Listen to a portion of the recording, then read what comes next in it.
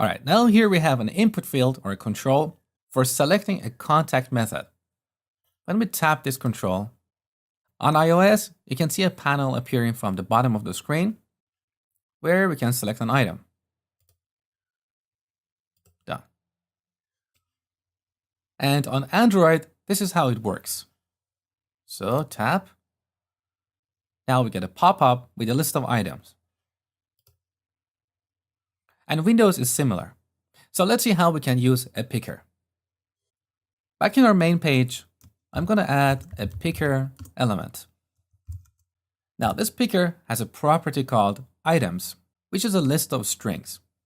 We can add items to this list both in XAML and in code behind. And I'm going to show you both ways. Let's start with XAML. So I'm going to use property element syntax, picker.items. Now, if you're working with a small list of items that do not have a numeric representation, they're just strings you want to hard code, then you can add them here. So here I want to add 2 strings to this list. In XAML, to use a string, we use x:string. So this element belongs to Microsoft XAML, and that's why it's prefixed with x. Now here I'm going to add SMS and another item, email. And finally, let's give this picker a title, contact method. Now for this demo, I'm going to temporarily set a background color here. Look at the result. You can see the picker expands to fill its container, and this looks really weird. But in most real-world applications, we don't have just a picker on a page. Most of the time, it's part of a stack layout or a table view, which you're going to learn about later in this section. So back here, if I put this in a stack layout, like this, it will no longer expand to fill the container. Now back here, I'm going to remove this background color. Here we have an event called selected index changed. Let's handle this event. So when we select an item from this picker, I want to display an alert. Display alert selection. Now for the message, I want to display the currently selected item. You can see that in this event handler, our event args does not carry any information about the currently selected item. So how do we get it? First, we need to give this picker a name. xName contact methods. Now back in the code behind, this contact methods has a property called items, which is an list of strings. So here we can use an index, contact methods dot selected index. And this will give us the currently selected item. So var contact method. Now we can display this in an alert. So contact method. Okay. Let's test the application. So I'm going to tap this, select SMS, done. And here's our alert. Now, what if instead of working with the hard-coded list of strings, we want to work with complex objects? Maybe these objects are stored locally in a database on the device, or perhaps we might want to call a remote service to get these objects. Then we need to use code behind.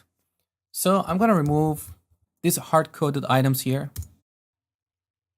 Now in the code behind, first I'm going to create a class, public class contact method. I'm going to give it 2 properties, ID and name.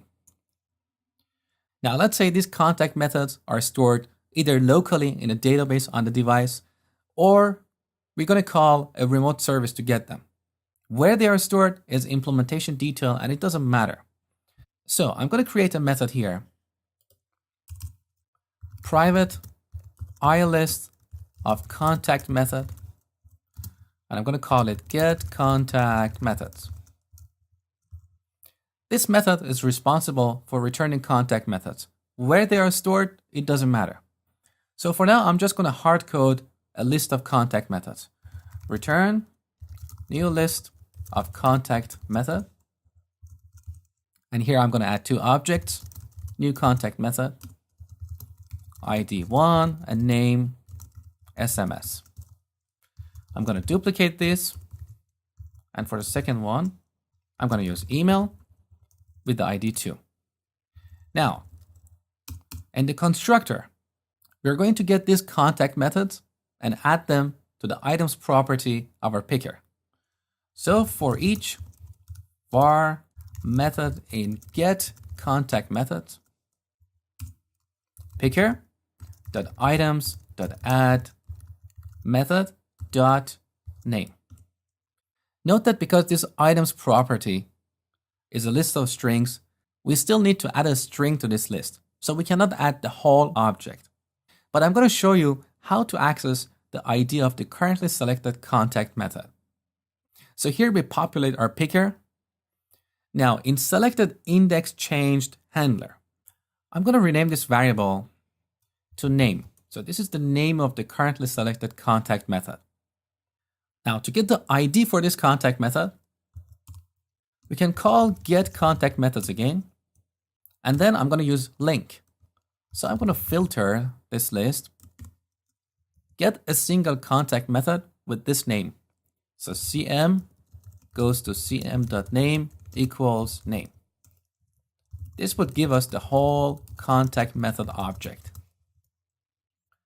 And now if I'm interested in ID, I can simply access it here.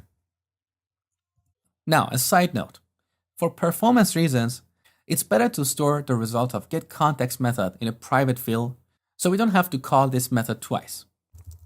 So I'm going to define a private iList of contact method and call it underline contact methods.